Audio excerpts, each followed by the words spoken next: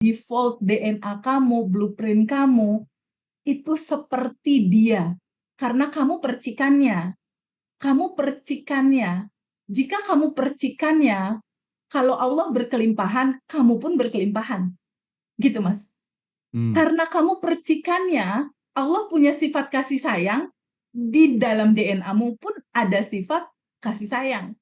Karena kamu percikannya, kamu bagian dari dia, Allah punya sifat kelembutan, kamu pun punya sifat kelembutan. Jadi DNA rancanganmu, izinkan kamu terbuka untuk bisa mendengarkan ini. Bahwa DNA rancanganmu itu adalah kamu percikan ruhnya, sehingga semua sifat-sifat baiknya Tuhan, Allah, atau apapun nama itu disebut, itu tercanang ada di dalam tubuhmu. Default-nya itu ada di dalam tubuhmu. Sadari untuk terbuka, memahami bahwa sejatinya kamu, hak hidupmu, itu adalah bebas, bahagia, berkelimpahan.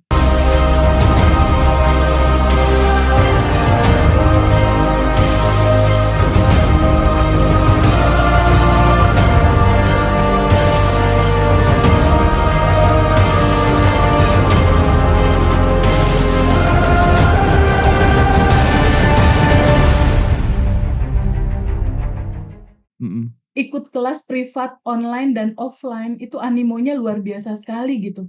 Untuk berkomunikasi langsung intens, untuk tahu lebih dalam. Nah, dari gambaran itu aku tahu keresahan dan kecemasan seseorang secara deeply dan dalam. Yang terakhir itu menyadarkan aku ada seorang ibu yang dia single parent saat ini, dia kerja di Hong Kong. Perjalanan hidupnya itu dia merasa Allah nggak adil, Tuhan nggak adil, kenapa aku diciptakan hanya untuk menderita, uang kerjaku habis hanya untuk bayar utang. Saat utang udah lunas, utang kedua orang tuanya lunas, dia bekerja di Hong Kong untuk bayarin utang, utang keluarganya lunas, berikutnya dia nabung, lalu dia menikah lagi dan dia titipkan uang itu ke pasangan yang di Indonesia. Udah kekumpul sekian puluh juta untuk dia beli rumah, dibawa kabur uangnya sama pasangannya ini. Jadi dia merasa bahwa kenapa sih hidup berputar terus seperti ini?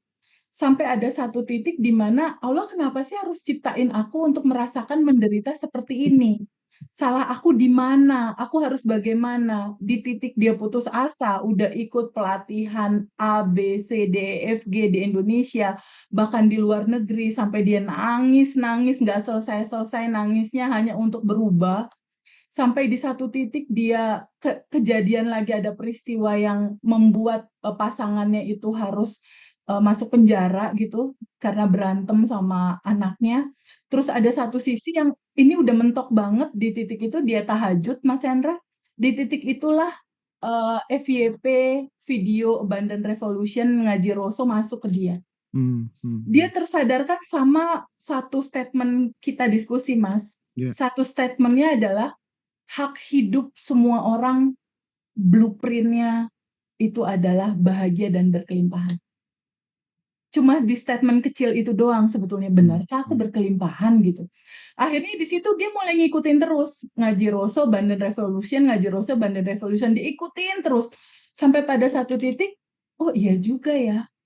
Aku diciptakan bukan dengan sia-sia. Berarti ada keputusan yang harus aku ambil dalam hidup ini. Disitulah bermula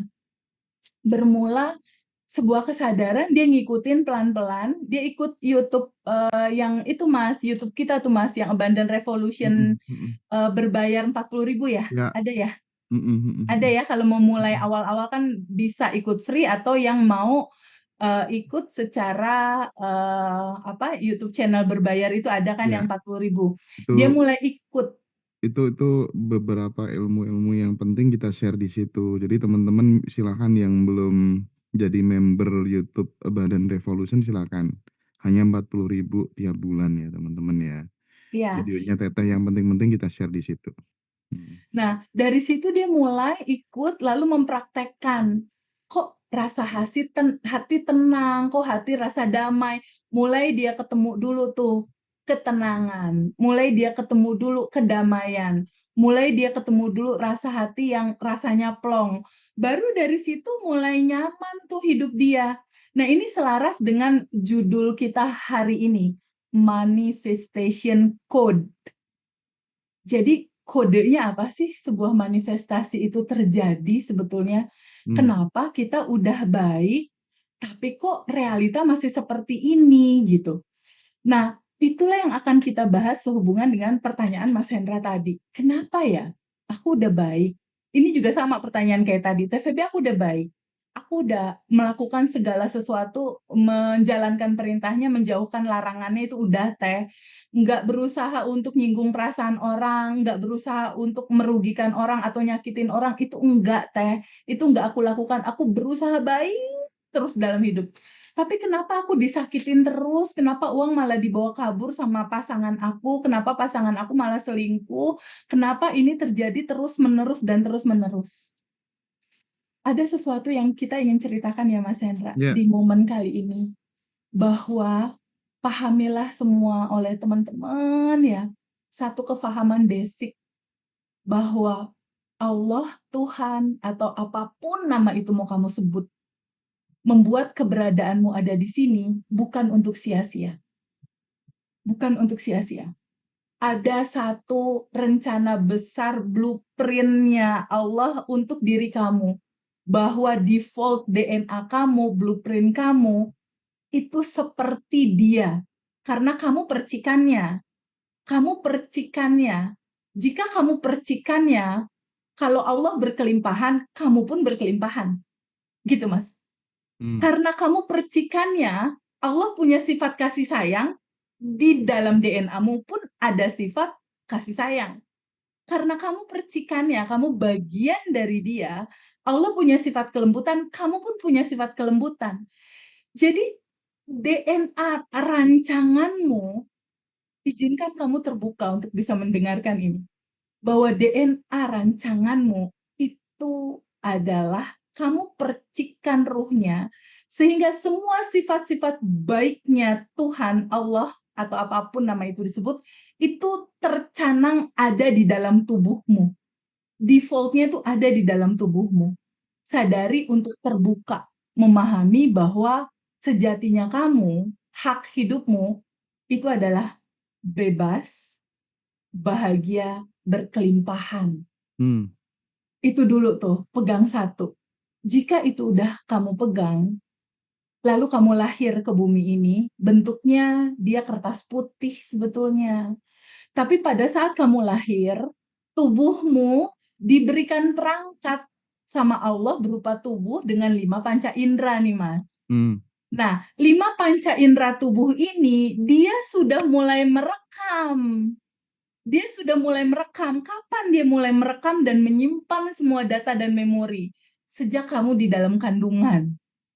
Sejak kamu di dalam kandungan ibumu, berumur sekitar 4 bulan di dalam kandungan, kan di situ mulai itu ada kisah kutiupkan ruhku kepadamu. Mulai organ otak dibentuk, organ jantung dibentuk, baby di dalam kandungan sudah mulai merekam semua peristiwa. Ketika ibunya narik napas,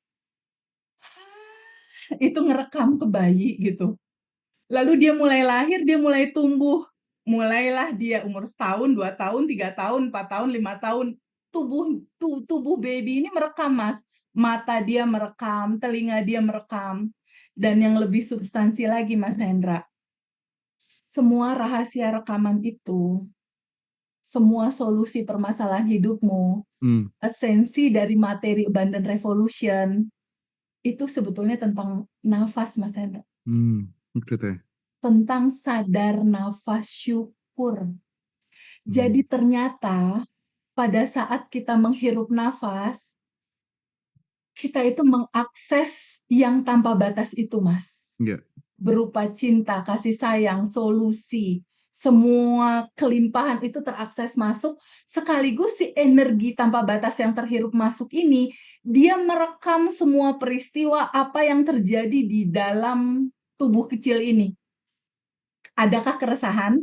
Adakah ketakutan, adakah kebingungan, atau adakah kelegaan, atau adakah rasa damai, bahagia, syukur? Terekam tuh di situ. Pada saat kita menghembuskan nafas, kan gini, gitu ya. Iya teh. Pada saat menghembuskan nafas, rekaman yang terjadi di dalam itu terdelivery keluar untuk diciptakan menjadi sebuah realita. Jadi, realitamu kali ini, apapun situasi yang kamu rasakan, itu datanya dari semua rekaman masa kecilmu. Adakah trauma tentang keuangan di sana? Adakah kesedihan di sana? Adakah kekecewaan di sana? Adakah ketakutan di sana? Adakah kecemasan di sana yang terlanjur terekam sedari kamu kecil? Jika itu tidak kamu ikhlaskan untuk larut terurai dan lepas, dia tersimpan terus, Mas, dan dia menyala terus di bawah sadar. Inilah yang membentuk pattern realitamu sekarang. Berdasarkan kisah yang tadi aku prolog cerita si ibu tadi, ibu itu udah melakukan segala kebaikan dalam kehidupan dia udah berbuat baik, tapi dia ada trauma masa kecil, Mas, ternyata. Pernah ada pelecehan seksual di umur dia 6 tahun. Jadi ada rasa nggak layak, ada rasa jijik terhadap diri dia, ada rasa aku nggak pantas, ada rasa sedih yang mendalam, ini nggak pernah dia lepas, Mas. Cerita sedih, kisah pilu masa kecil ini terbawa terus di dalam tubuh dia. Terekam. Tidak hanya cerita pelecehan seksual saat dia kecil, ternyata dia juga pernah dipukul sama ayahnya. Karena orang tua masa lalu itu kan kadang suka tegas-tegas gitu ya, Mas, ya. Bener nggak? Kalau nggak belajar bener, cepret gitu kan. Bener nggak sih? Pakai sapu lidi, ada yang pernah nggak sih ngalamin? Coba kalau ada yang pernah ngalamin, coba chat dong di kolom ini. Kadang masih membekas di punggung deh. Iya, Mas tahu nggak, kemarin itu salah satu alumni kita, ibu-ibunya itu kan belajar private ke kita ya, daftar ke Mbak Elaila. Dia udah beres urusan, akhirnya dia mikir, aduh kalau rekaman aku terekam di masa kecilku membuat kehidupan aku seperti ini porak-poranda, berarti ini terjadi juga dong sama anakku. Anakku menyaksikan aku bercerai sama ayahnya saat itu. Lalu anaknya dimasukin privat juga, Mas. Oke. Umurnya 16 tahun dan ternyata traumanya dalam, Mas. Anak ini menyaksikan bapak sama ibunya berantem, bapaknya mau ngebunuh ibunya, dan itu terekam di anak. Dan waktu itu anak itu juga pernah dipukul pakai sapu lidi. Tapi ternyata sekarang dia juga mengalami pemukulan pakai rotan. Jadi yang awal bibitnya itu sapu lidi, di realita 2026 berubah jadi rotan, Mas. Allahu Akbar. Itu yang Masya Allah, ratusan orang yang privat, offline dan online, polanya kayak gitu, Mas Hendra. Dan itu selesai ketika dia mengizinkan untuk melepaskan itu semua. Mengikhlaskan itu semua, kembali ke sejatinya kamu yang bebas, bahagia, berkelimpahan, kembali ke naturalnya kamu, ikhlaskan, lepaskan, itu diri lama aku bukan itu. Jadi solusinya sangat simpel sebetulnya, Mas Hendra. Hanya sebuah keputusan untuk menyadari ada diri lama, identitas lama yang menderita dan kekurangan, tapi ini ada naturalnya kamu nih, sejatinya kamu, percikannya yang bahagia dan berkelimpahan. Kamu mau hidup dalam realita lama yang menderita dan kekurangan, atau mau di dalam realita baru yang bahagia dan berkelimpahan? Sebetulnya cuma itu. Selebihnya, kita hanya tinggal hidup di dalam identitas baru aja setiap hari dengan metode craft. Gitu, Mas. Oke. Sip, Teh. Teman-teman yang baru join mungkin belum tahu ya, apa itu metode craft gitu ya. Ya.